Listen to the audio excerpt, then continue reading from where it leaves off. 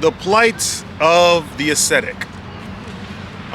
When we hear the word ascetic, I think a lot of us think about like the classic connections and connotations with the word.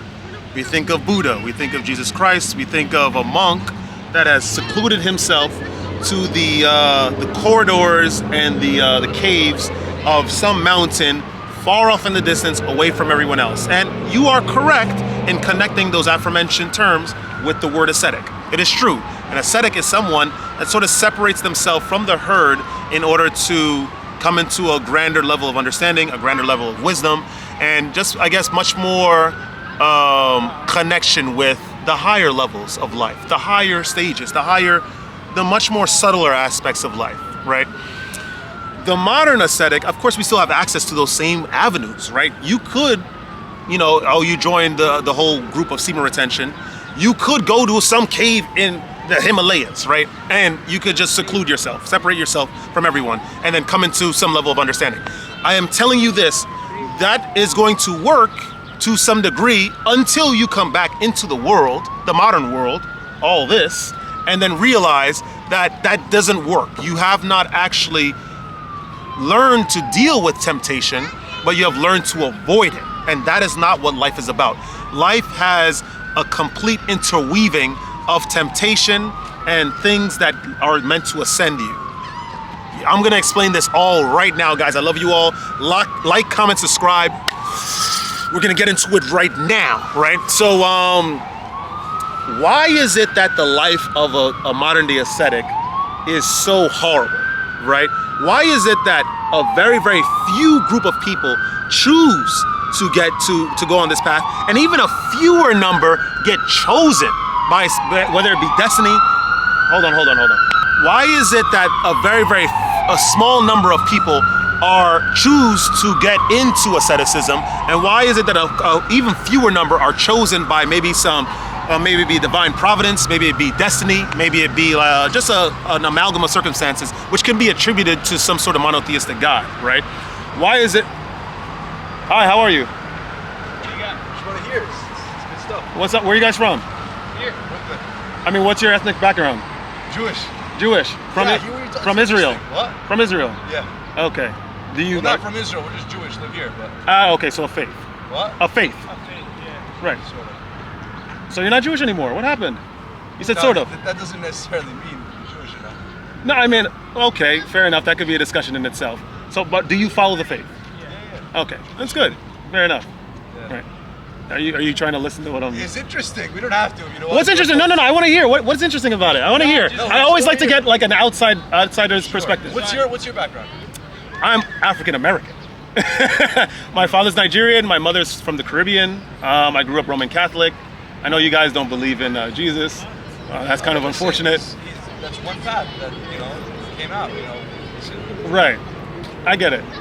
I respect all. Really, I respect all faiths that have some decent respect for human beings. Naturally, I think that should be the thing too. But but I grew up here, lived in England, lived in Colombia. I traveled a little bit, so on and so forth.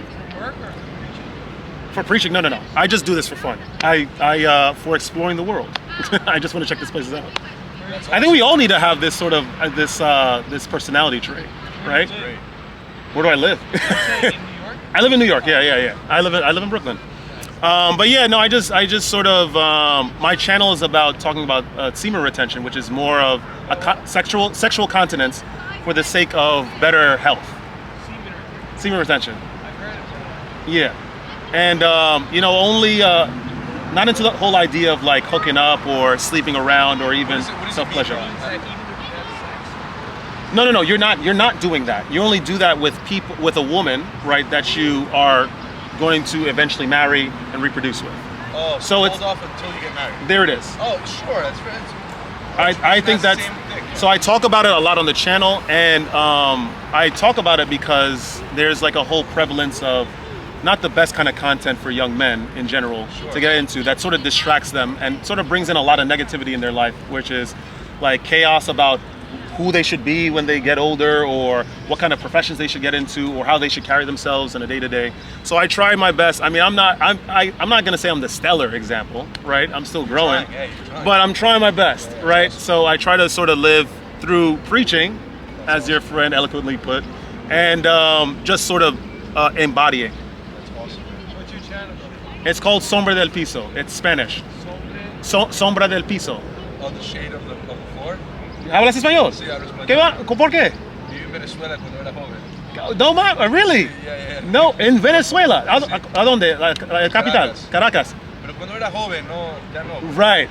Qué bueno. Oh, shoot. I want to go. I would really like to go. I appreciate Colombian culture too. I've been to Colombia a bunch. I know. Yeah. I went for the wrong reasons in the beginning. You had fun, maybe? Okay. Yeah, but then I learned Spanish from there, and then geo arbitrage, economies and whatnot. I got more interested in what's going on in Colombia economically, so it benefited a lot. Yeah. So so let me continue. You guys could sit around and could listen and whatnot. I won't. I was just curious. I always like to get an outsider's perspective. Listen, we're rock and rolling. I try. Thanks. Yeah, we're chatting to some interesting fellas over there. The guy's been to Venezuela. You know how many times I've talked about on the channel that I would like to go to Caracas and Margarita and all those places. Anyway, so we were on the whole trajectory of the dangers, or not the dangers, the plight of the modern day ascetic. We spoke about in the beginning the whole idea of in the past, right? These guys would be found in some cave somewhere in some remote island or some country, separate from everyone else, trying to understand the ways of the world, right? I'm saying now, as to be a proper modern ascetic, it's not reverting to those traditional paths of separating yourself from the herd, but rather being in the herd and practicing those same habits as if you were in the goddamn Himalayas, right?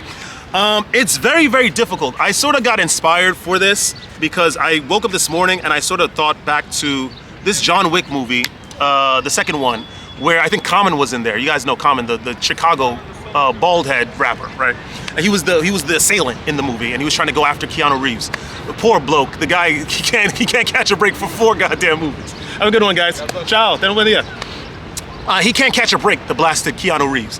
And so, in the movie with him and Common said they were having like a small clandestine skirmish where he was trying to shoot at Keanu from behind his blazer. Keanu trying to shoot at him from behind his blazer. And there was a person with a shirt that said, "The only way out is through."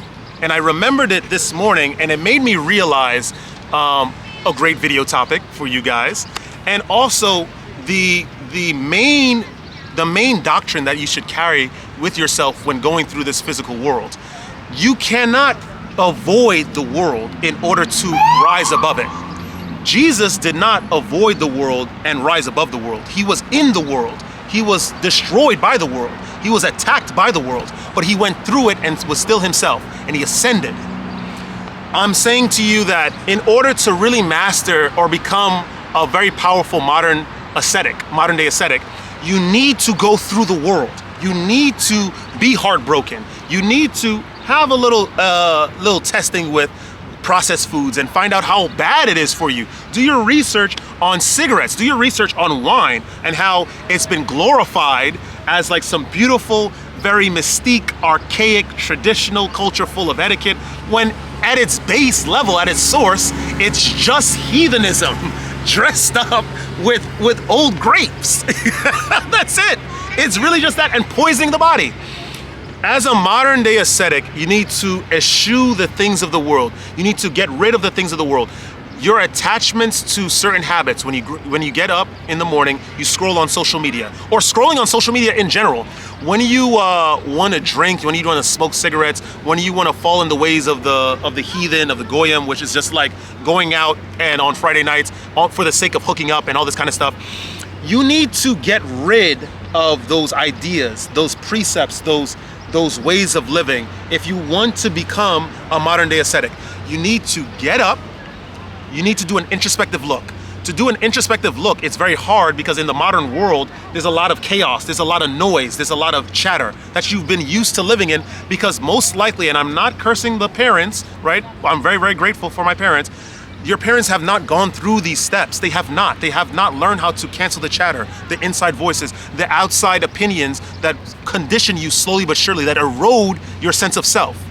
You need to understand exactly who you are. To do that, you must sit in silence. You must be and walk in silence. You have to take a vow of celibacy. That's number one. You cannot have or be influenced by the things from the outside. You can't do that. You do that, it's over for you. I'm gonna tell you that right now. It's gonna be over for you. You can't be influenced by the things of the outside. Number two, you have to pay attention. Once you are celibate for a long period of time, you are not masturbating. You are not releasing your force. You're not sleeping with anyone. You are not seeking the strange woman. You're not seeking the sex worker. You have your energy within. Now you have to take a very, very deep introspective look at the habits that you have, the proclivities of behavior, your habits of mind. When people come by, what is it that you think of them? Why is it that you criticize yourself so much? Why is it that you criticize others so much? Why is it that you criticize a way of life so much? You have to look at these things very, very deeply. Then you have to pay attention to what you're eating, what you're intaking, what you're smoking, what you're drinking. That all your habits. Are you drinking coffee excessively? Are you drinking alcohol excessively? Are you smoking excessively? Understand that these things enervate the body, and then they are going to put thoughts in your body that are not yours necessarily, or those thoughts are going to be born of a reflexive nature to deal with what you are putting into your body. You have to get rid of those things. Once you get rid of those things and you're still celibate, you're still introspective day after day, understanding what's coming into your body in terms of thoughts. Then you monitor the pattern of what you are thinking, how violent you are thinking some things, and violent in terms of very, very much you're thinking of something or very little you're thinking of something. You have to pay attention to these things. Pay attention, sit, journal your thoughts. I have started to journal since the end of January, since the beginning of February, and I've been journaling pages after pages after pages every single day since the beginning of February, and it has been incredibly cathartic. It's been incredibly therapeutic. Do it. You do that to also help you with monitoring your thoughts. Why is it that this day you're thinking of this? And then when you are doing the analysis of those notes, of those pages, you start to see patterns. What's going on the 23rd of March that I was thinking this way? Was there a full moon? What number was I on the day of semen retention? What were the general sentiment of the people that I passed by on the street? What were they acting like? What was the significance of this day? Is there a holiday on this? You need to look at all of these things, and this is not observing times. It's just necessarily doing pattern recognition. Pattern recognition is your most powerful tool in becoming a very powerful modern day ascetic. And so if you do not put this into practice, you're going to be at the mercy of your thoughts, you're going to be at the mercy of your day, and ultimately you're going to be at the mercy of the individuals around you that walk in chaos, that walk without ways, that walk without organization.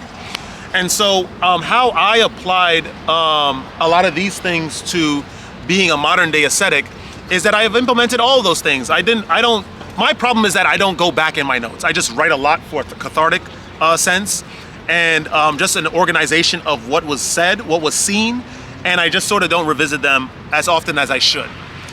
In fact, not at all, really. Sometimes. What I also do is that I take very, very careful attention to how I think about things and people, because the more you think about things, you are reinforcing those neural pathways. And when you reinforce those neural pathways, you are validating to the brain that these are proper ways to think, no matter how objectively bad they are. The more you do it, the brain is going to reinforce these lines of behavior, and you're going to be ensnared and trapped by these things until you do an observation and until you break the cycle. This is a big part about being a modern day ascetic. A lot of people in general, and you cannot blame them, and you do not exalt yourself above them, and you do not think that you're better than them. A lot of people just generally don't do that because it requires a lot of energy and mental energy to do that, right? In the modern world, a lot of people go to work, right? They sleep around. Well, remember, and that exhausts the nerve energy, that exhausts the sexual energy, that exhausts the vital energy that needs to be transmuted, which requires a time frame in order to utilize for introspective work to become a master at modern asceticism, right? So you can't blame them for their habits, and a lot of people are conditioned by their youth. Their senses of self have been eroded by ideas that are perpetuated on digital propaganda mediums and on how to behave. Forgive them, for they know not what they do. Seriously, you cannot be angry. You cannot be exalted above them. It's okay. What you are going to do when you've noticed these types of behavior is that you slowly separate yourself from those types of behavior. You do not go to a coffee shop and pay $9 for a cup of coffee because everyone does it, and they got a nice chaise lounge in the goddamn establishment. And Paul Rudd went in there yesterday. You don't do that. What you do is you take an observation about the source of their coffee beans. Why is it that I'm feeling compelled to pay $9 for a cup of coffee? And why is it that I want to even partake in this habit anyway? It's caffeine. Caffeine is horrible for the brain. You have to do a lot of introspective work. You have to do a lot of self-criticism, and you have to move through the world in order to be a proper modern day ascetic, right? In terms of the sexual aspect of it, because I know a lot of people want to hear about that, because a lot of people are doing semen retention. A lot of people are retaining their sexual force, especially males, in order to become stronger. Everyone has their own personal ambitions as to why they want to be continent, sexually continent. And that's fine, that's great. As long as you guys are in the practice anyway, I think that's very, very beautiful. It separates yourself from the chafe, 100%. The thing is that being in a monastery, being secluded from the world, being a hermit doesn't sort of help you master semen retention at all. It doesn't help you master sexual continence at all. You need to be in the world. You need to observe what people do. You need to feel what people felt in order to rise above, right? In order to understand it and rise above. My eye is itchy. How I deal with it, it hasn't been very difficult for me. I'm gonna be completely honest. I seldom think about sex or lust. I'm not preoccupied with that stuff at all. Like I always say, women are beautiful, but I really don't care about that stuff now because my mind has sort of, it's morphed a little. It's changed a lot, it's distorted. I sort of worry about what is that woman's background? What is her spiritual background? What is her religious background? What does she believe in? What are her ambitions? Is she overweight? Is she obese? Does she believe in family? What is it? How contentious is she? How much is her social media usage? These are the things that I worry about now. And so, and I know and of course you can't blame them. A lot of people are into this kind of stuff excessively. So I'm not angry. It's just the way that things are. But I've started to look at things this way, and it doesn't stop me from engaging with people, talking with them, because I always want to know where people have come from. I want to know what their background is. I want to know what their ambitions are, what drives them. I am more interested in that than a simple hookup, because of course also I know the penalties of the hookup, spiritual penalties. You guys could believe me or not. Partake in it, and you'll find out on your own. And so, when you start to implement this kind of stuff in your life, when you start to go through the world, you nod at people, you speak with them, but you're not following their ways. You shake their hand, you're not following their ways. You're fine with being on your own. You are honing in your sexual force. You are transmuting your sexual force. You have the systems in place in your mind, in your body, in order to deal with the excess gravitas of the sexual energy, and how to have it flow through you instead of remaining and staying in one place for too long and causing you to eventually relapse. When you learn how to do that, then you are well on your way to becoming a very powerful modern ascetic. So I hope that was helpful to you guys. If you guys enjoy that kind of content, like, comment, subscribe. If you share the video with some peers. Listen, don't ever let this place get you down. I think that how we believe or how we look at, I just burped. How we look at problems in the physical is very delusional to some sense. We have individuals from various cultures that are angry at other cultures because of what they historically did, instead of sort of looking to the future and taking a lot of very powerful tenets and maxims from about discipline and self-continence and rising past and rising and moving forward. That's okay. This is what they do. This is not what you do. You need to do your best to separate yourself from the herd and rise, right? I'm trying my best to do it, and I think it's been very helpful so far. There's gonna be not necessarily positive backlashes from the public, but it's okay, because as long as it brings a very powerful inner reward, I think that that's all that matters, right? I love you all, guys. Stay radiant. See you guys in the next video. Woo!